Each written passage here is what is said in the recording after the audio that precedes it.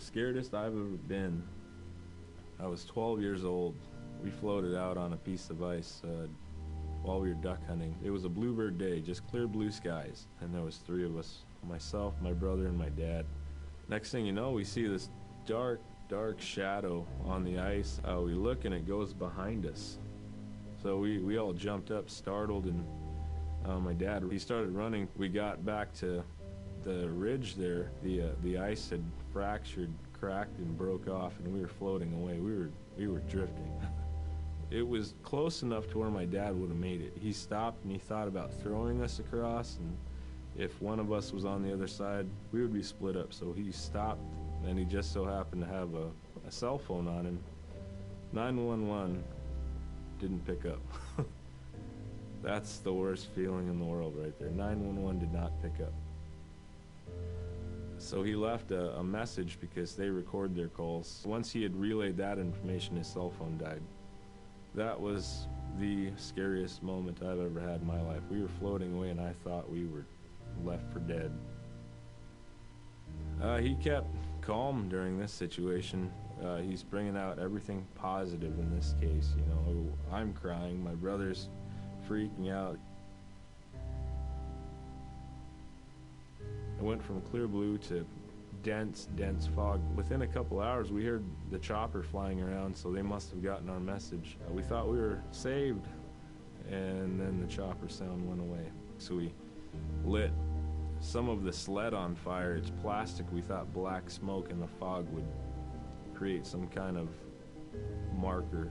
Chopper pilot had mentioned when we got rescued, you could see a glow in the fog, and he slowed down there, and sure enough, as soon as he slowed down, we got within visual.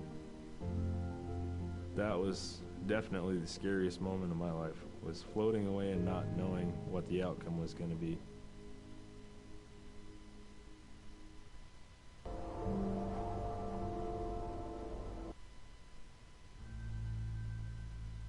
We're very much aware of the climate change, and it's been for many years, even before climatologists were noticing the change.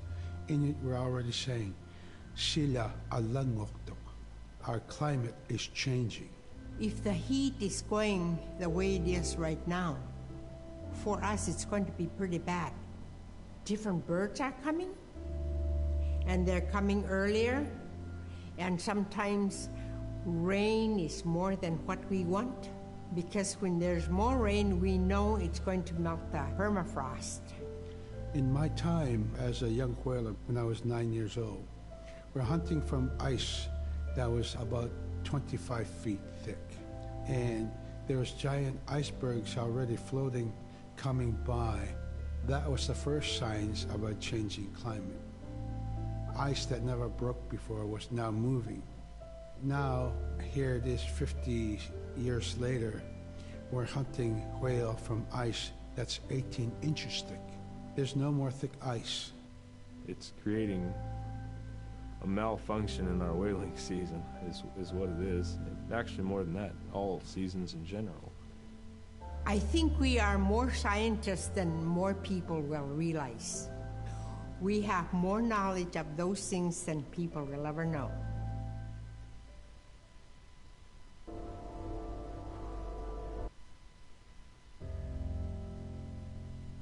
My brother was out seal hunting. He got attacked from behind and managed to grab his knot and save himself.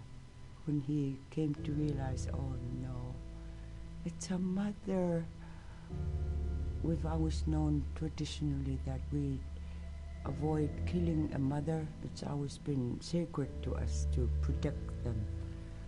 He had to present himself to the council, and so he was given the job to mother the baby, and we kept it. It got so big it went over the barricade one day and got to the dog food, and that was an indication that, oh, brother better go teach it how to survive on its own. So he did. I really got attached to the bear because I more or less grew up with it. And some days when brother took him walking, once in a great while he'd put me on the bear and I would ride on it like a horse.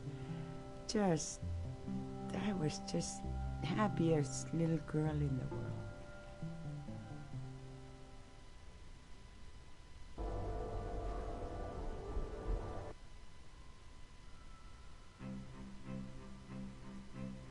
In, Arctic Alaska, hunting is a really important part of life. It's not just about going and shooting something, it's about going and putting food on the table. But more importantly, subsistence hunting isn't just about the insular family unit, it's about feeding the whole community. And I think that's one of the beautiful things about subsistence hunting in Alaska is that people go out and they'll go get, fish, or they'll get a caribou, and they'll get, seals and whales. And one of the first things they'll do is they'll say, oh, I need to take this to the elders. This isn't just about one individual surviving or one family surviving, it's about the whole community. We didn't just go out and kill and put in a freezer. It's like a ritual that I learned from my parents. It's all about relationship. I don't know. I think there's a lot of camaraderie involved, and just being out on the land or being out on the ocean. It's like getting back in tune. I'd rather be out there. To me, once I go out there, it's the world that I learn from.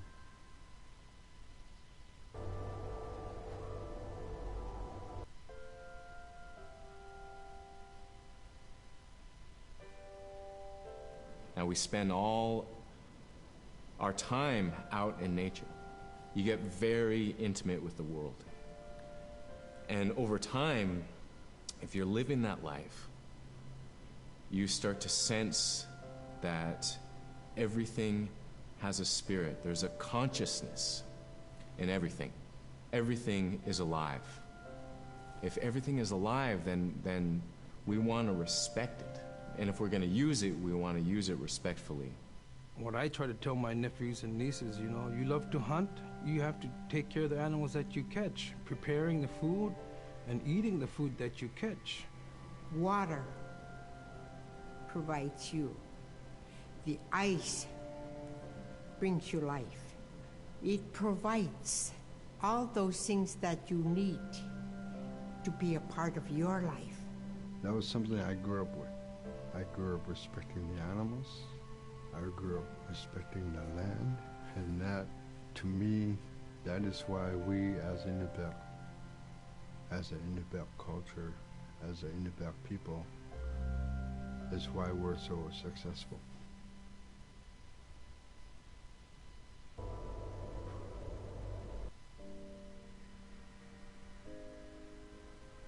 I think most central to the ideology of the Inupiat is the idea of sharing. Being able to feed the community, feed others.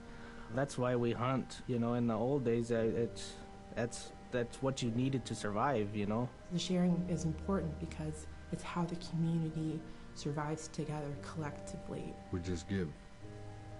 That's how I grew up. That's the way I'm always going to be. Because of who we are, we always think about other people first. If our people didn't share in the old days, we wouldn't have survived in this harsh, climate, environment.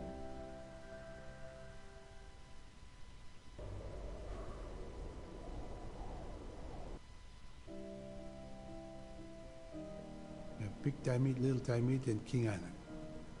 And in those three islands are the stepping stones to get to America. So King Island is this absolutely beautiful place off the coast of Alaska. And if you can imagine being on this really kind of rocky island that kind of shoots up from the water to these cliffs, and then all of a sudden you see these stilts, and then you look up and there are these houses. They were built on the cliff up high because of the ice. Being an island in the Bering Sea, you have ice that's being pushed by the winds onto the island. So it's going to pile up 50, 60 feet high. Structures are still there today, and people have returned to King Island. It's a growing community as the people return back to their island.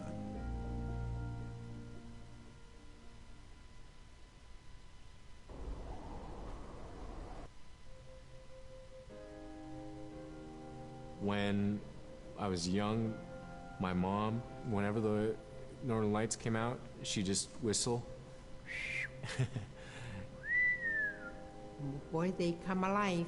Just keep whistling and that aurora will, just like, you know, you can almost hear it. And then she explained to me a little bit later that those are children, and children who've passed away when they were children. You don't want to draw them in too much, you know, is what she said, because then they could play football with your head, play Eskimo football, and that's what they want to do. They're always playing, those children up there. Don't play out without your hood on. If you don't have your hood on, the aurora person is going to come down and chop your head off and play ball with your head. It wasn't like they were trying to do bad, you know, or it was like a scary story or anything like that. It was just, that's how it was, that's what it was.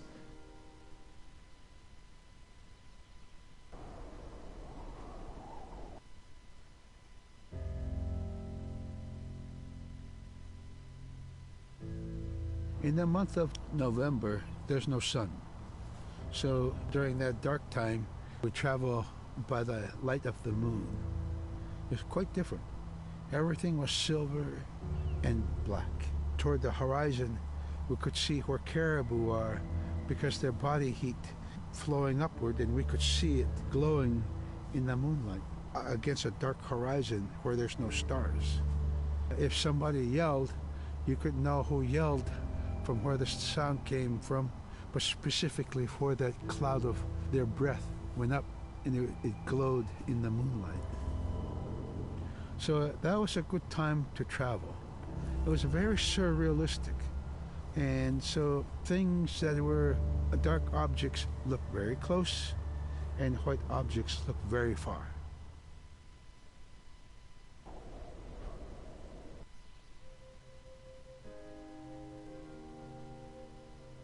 We're taught that there's no hierarchy.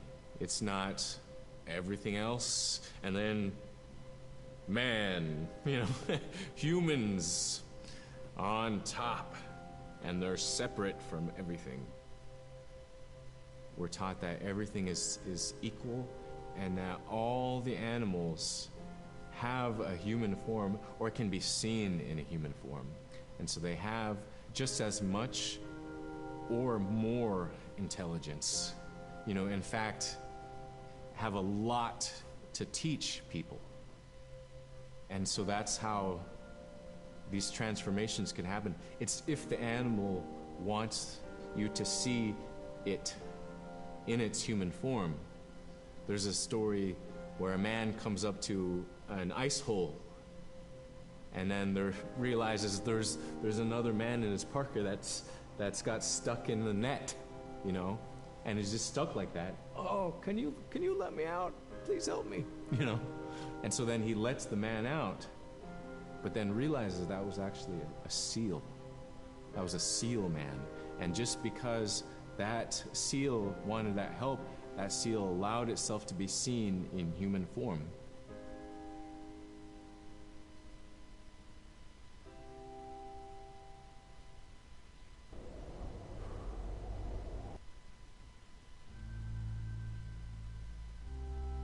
We have our Dimi, the body, which returns to Nuna, the earth. And we have Atik, who is our name that has been passed down to us over the generations. The spirit of our Atik lives on so long as man remembers that name. It would be hard to describe what happens after death. The feeling is that when our Anik returns to Sila, then that may be reborn if the name is passed on to a new child. who can then retain some of the memories of the original name. And so it's not uncommon for grown-ups or adults to meet a child who has the same name maybe as their grandmother and say, "Hi, Aka," which means grandma, "Hi, Appa," or "Hi, little mom," or "Hi, little dad," because it's the traditional belief that the soul, is continuing on. Humans are renewed and replenished over time, just like our plants. Every year, flowers are born and bloom and they die.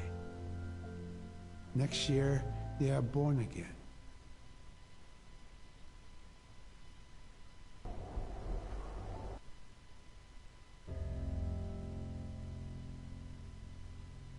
The recurring type of character in Inupiaq stories is the manslayer. And the manslayer is kind of this bad guy. And I think really what's at risk when the manslayer comes into story is the livelihood of individuals and the whole community. And so the manslayer is really used as a way to say, don't act only for yourself, always hold the community in your heart. Oftentimes in these stories, there is one person that will stand up. And what this humble person will represent, who faces that manslayer, is a return to order, a return to true living in the community. And it just takes that one person. It could just be that one person that can help to change everything. Because everyone wants to live a good life. Everyone wants to have a good community.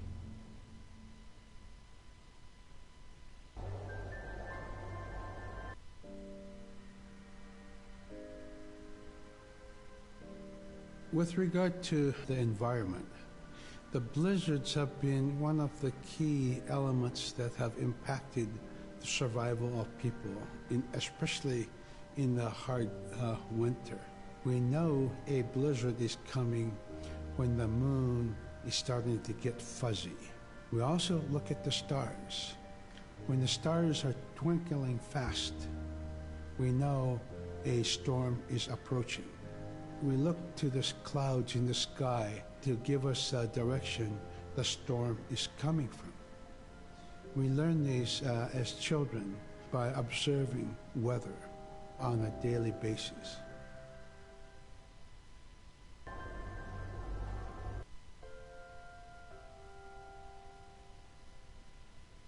With the story of Kunuk Sayuka, told by Robert Cleveland, it's just a masterwork. It's a well-known story among the Inupiaq people, and in our case, of producing a video game that really reflects indigenous heritage. It captures the imagination, and it's something that you have a very specific kind of task to do.